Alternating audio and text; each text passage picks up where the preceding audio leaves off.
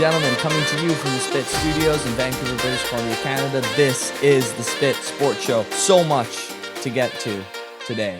Week 4 of the NFL was absolutely wild. I said there weren't many great games on paper, and I stand by that as that being true. However, the storylines coming out of this week were just unbelievable throughout. The Miami Bills game, which I got horrendously wrong. I'm going to talk about that in a little bit. I'm also going to talk about the New York Giants and their just horrendous downfall from where they were last year, and specifically their quarterback situation. But I want to start with another quarterback who is a lot better than Daniel Jones, but he's not playing like it, and that would be Joe Burrow. We've never seen anything like what's going on with Joe Burrow right now. This guy came into the year as an undisputed top 3 quarterback in the world, and so far he's played like a bottom 3 quarterback in the world. His passer rating is the worst in the league. His completion percentage is worse than Zach Wilson's.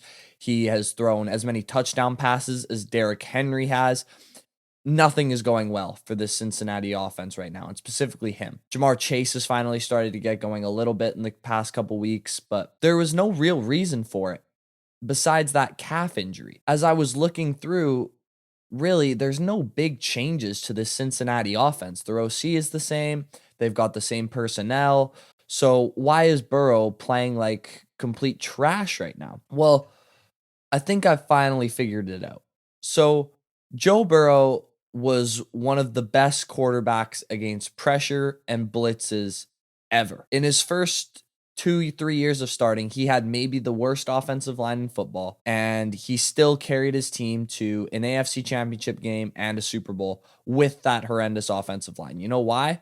Because he would stand in there and make quick decisions. And when he wasn't making those quick decisions, he would just take his chops, take a sack, and move on and see another down. So why has that changed? Well, I think it does have something to do with the calf, because what I know from my experience playing sports is when you're injured, you're a lot more tentative to get hit.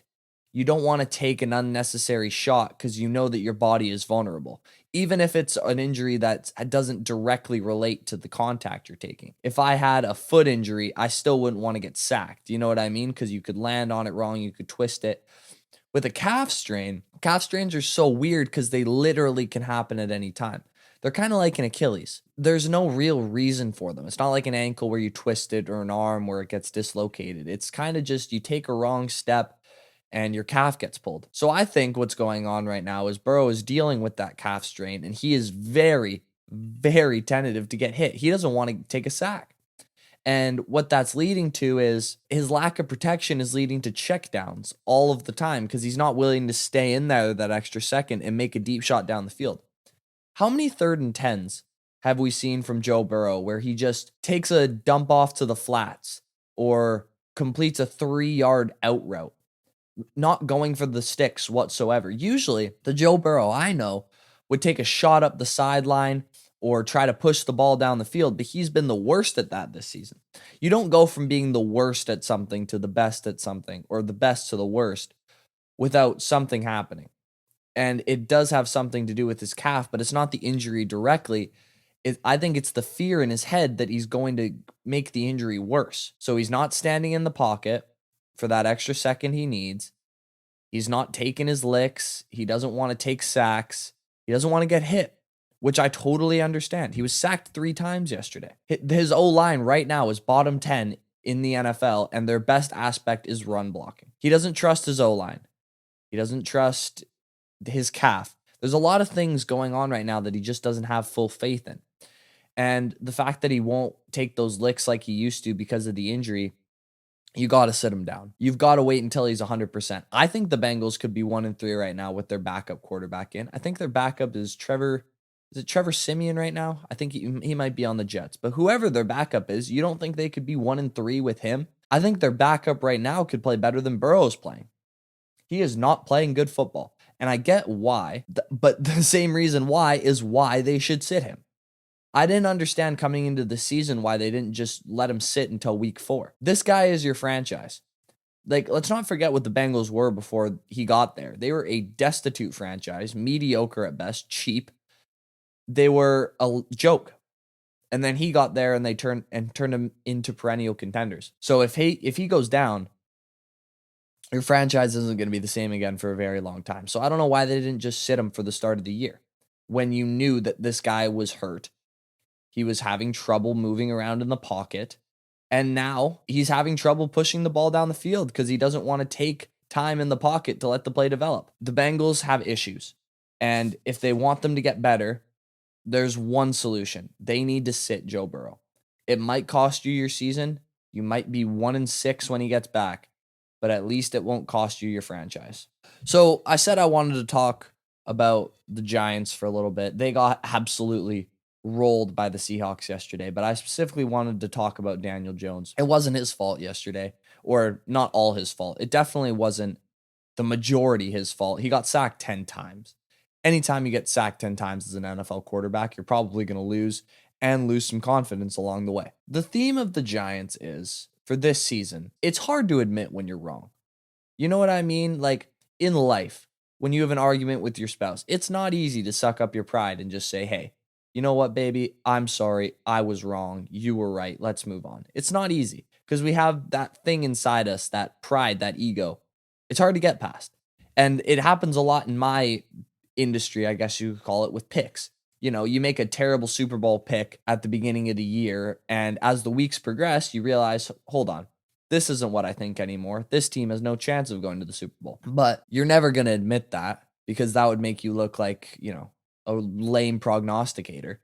So you just keep coming up with third level stats to try to prove your point, or, this guy might be returning when you don't actually believe it in your heart, but you don't want to admit you were wrong. The Giants have refused to admit that they made a mistake drafting this guy in the top 10.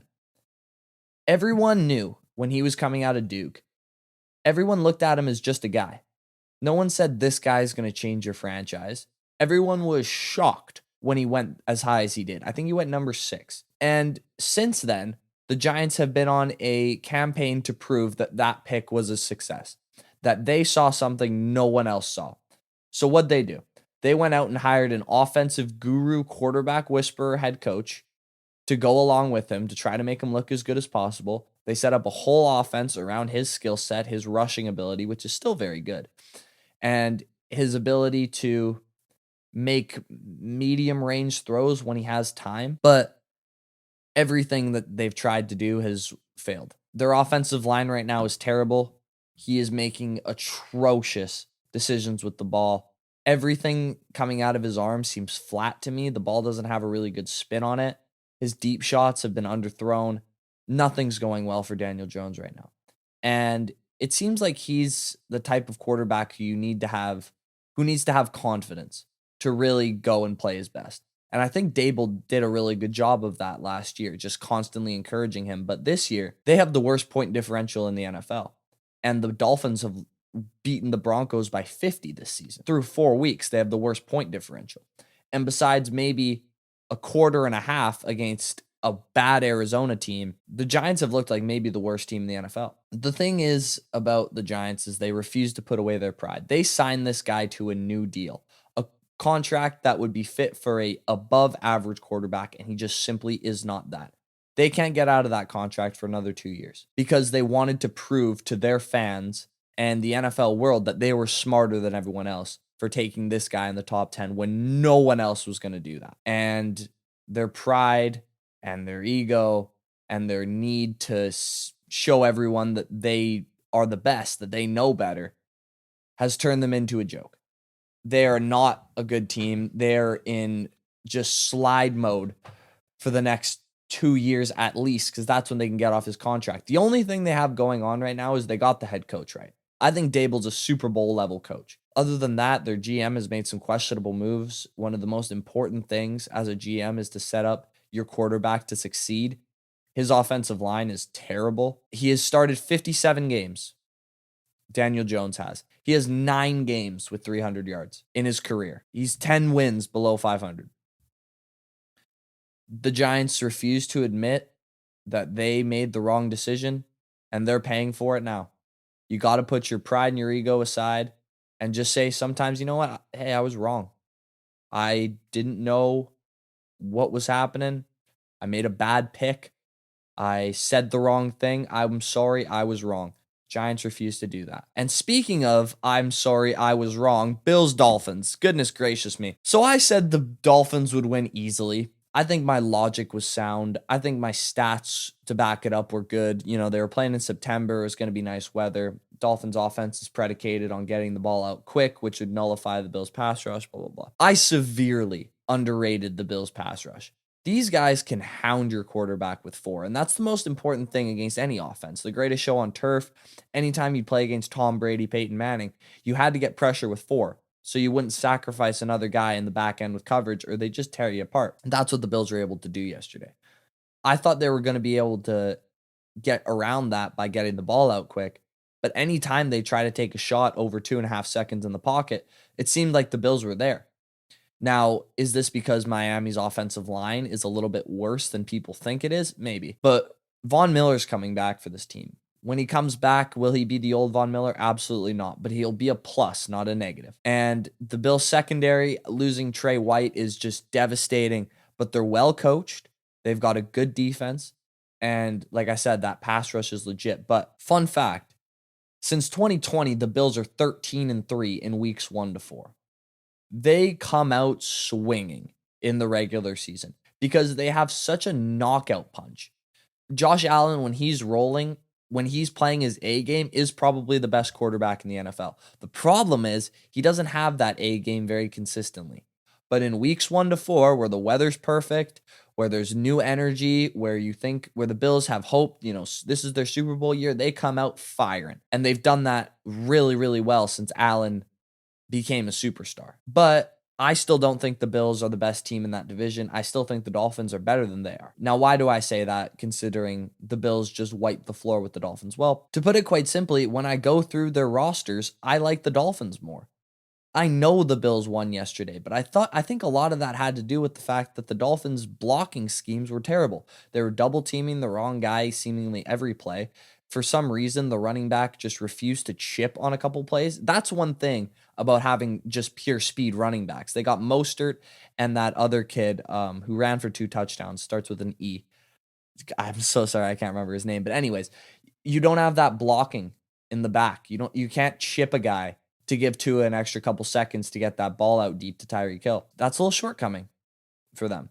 But if I look through receivers, quarterback, offensive line, linebackers, they're going to get Jalen Ramsey back, the Dolphins are. I still think the Dolphins are the better team. Bills whooped them, but I think the Dolphins in the long term are still going to be better than the Bills are.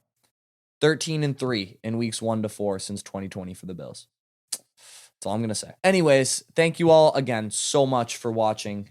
The Spit Sports Show comes out every other day. Please let me know, what did you think of the episode?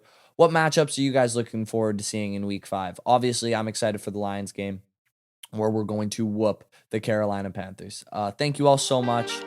And as always, I will see you in the next one. Peace out.